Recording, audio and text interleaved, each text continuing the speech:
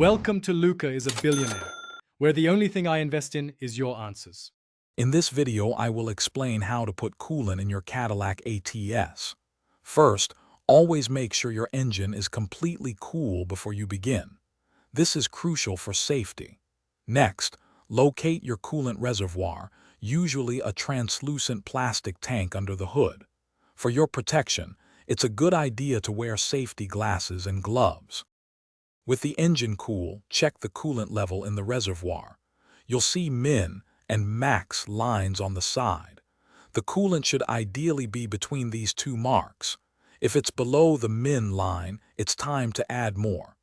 This simple check helps prevent overheating and keeps your engine running smoothly. Now, carefully remove the reservoir cap. It's vital to use only the specific coolant recommended for your Cadillac ATS. Check your owner's manual if unsure. Slowly pour the coolant into the reservoir, stopping when the level reaches the max line. Do not overfill, as this can lead to pressure problems in your cooling system. Once you've added the coolant, securely replace the reservoir cap. It should click into place. After driving, recheck the level once the engine cools down again. Regularly monitoring your coolant level is a good practice.